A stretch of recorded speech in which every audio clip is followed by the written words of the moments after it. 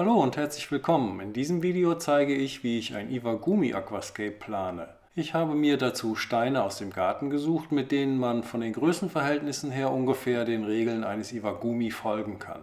Als Bodengrund habe ich den Dennerle Naturkies Baikal in der Größe 10 bis 30 mm gewählt. Der Schiefer ist schwarz, wenn er nass wird, und soll einen schönen Kontrast zu den Bruchsteinen bilden. Es gibt ihn auch in feinerer Körnung von 3 bis 8 mm und er soll kalkfrei sein. Das Iwagumi möchte ich in meinem inzwischen dritten 12 Liter Nano-Aquarium einrichten, und wie man hier sieht, wirken die Steine vor dem Becken doch recht groß. Ein Iwagumi ist sozusagen die Übertragung des japanischen Sennsteingartens ins Aquarium. Die Gestaltung folgt strengen Regeln, die ich hier aber nicht ganz einhalten werde. Ich mache es so, wie es mir am Ende am besten gefällt. Mein Plan ist es zum Beispiel, mehr als nur eine Pflanzenart einzusetzen. Das Iwagumi und der Sennsteingarten richten sich nach der Natur, in der es ja keine Symmetrie gibt. Um diese zu vermeiden, werden die Steine entsprechend zueinander ausgerichtet und sie haben jeweils sogar Namen. Alles richtet sich nach dem größten Stein, dem Hauptstein, der im japanischen Oya-ishi genannt wird. Der zweitgrößte Stein, der Fuku-ishi, ist dementsprechend kleiner als der Oya-ishi und bildet zu diesem einen Kontrapunkt und soll dessen Linienführung aufbrechen.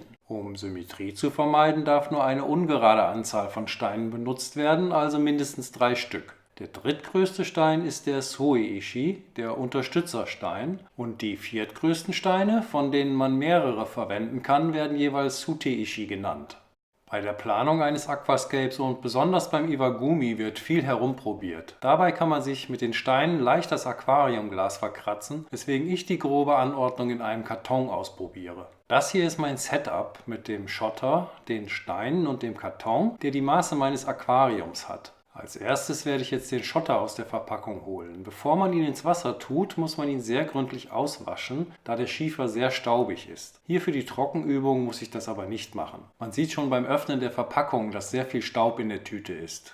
Durch den Abrieb während des Transports hat sich ein feiner Schiefersand gebildet. Ich fülle jetzt eine Schicht Kies auf den Boden des Kartons, damit ich mir besser vorstellen kann, wie er nachher im Aquarium aussieht und damit die Steine besser stehen. Danach kann ich mir dann erstmal die Hände waschen. Der Hauptstein, der Oya-ishi, ist wie gesagt der größte Stein und nach ihm richten sich dann alle anderen Steine aus. Jetzt gilt es für ihn, eine Position zu finden, zu der man passend den Gegenstein, den Fuku-ishi, aufstellen kann.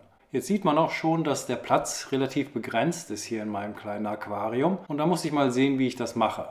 Ich halte mich jetzt wie gesagt nicht ganz an die Regeln des Iwagumi, sondern stelle die Steine später so auf, wie es mir am besten gefällt. Außerdem muss ich daran denken, dass ich hier in der linken hinteren Ecke noch den Innenfilter anbringen werde. Wenn ich den Hauptstein jetzt dahin stelle, könnte ich den Nebenstein so daneben legen. Es darf sich eben nur keine Symmetrie bilden. Der Unterstützerstein, der Soe-ishi, könnte dann davor positioniert werden. So bilden sich interessante Lücken zwischen den Steinen, die man zum Beispiel als Schluchten interpretieren könnte. Das gefällt mir jetzt aber noch nicht, denn ich möchte mehr so eine Art Gebirge darstellen. Deshalb versuche ich jetzt einmal den Oya-ishi sowie einen hochaufragenden Felsen aufzustellen. Das wäre jetzt schon mal ein recht gutes Layout, besonders wenn man sich vorstellt, dass zwischen den Steinen alles von Bodendeckerpflanzen begrünt ist. Der Kies wird dann sicher auch mit Algen überwachsen, was der ganzen Sache noch ein bisschen Patina verschafft. Ich bin aber immer noch nicht ganz zufrieden. Mir schwebt ein Gebirge vor, das ich aus den Steinen arrangieren will, und dann passt der Fuku-ishi vielleicht besser so daneben. Jetzt habe ich aber, was ich eigentlich nicht wollte, und zwar eine symmetrische Anordnung der Steine. Also stelle ich den Fuku-ishi noch einmal um, und jetzt könnte man sich vorstellen, dass die Lücke zwischen den Steinen eine schroffe Schlucht ist. Inzwischen ist mir aber alles zu weit nach rechts gerückt. Also stelle ich die beiden Steine weiter nach links. Das sieht in meinen Augen schon ganz gut, aber noch nicht perfekt aus. Es folgt sozusagen die Feinjustierung, und ich bin froh, dass ich das hier noch alles im Karton vornehmen kann und nicht dabei auf zerbrechliches Glas achten muss. Jetzt kommt der Soe-ishi ins Spiel, und auch hier dauert es wieder eine Weile, bis ich die richtige Position dafür nach meinem Geschmack gefunden habe. Mir macht dieses Herumprobieren sehr viel Spaß und ich kann ziemlich lange Zeit damit verbringen. In diesem Stadium sieht die Planung so aus, dass ich die Schlucht frei von Pflanzen halten und dann links und rechts Bodendecker einsetzen werde. Aber das kann sich später alles noch einmal ändern.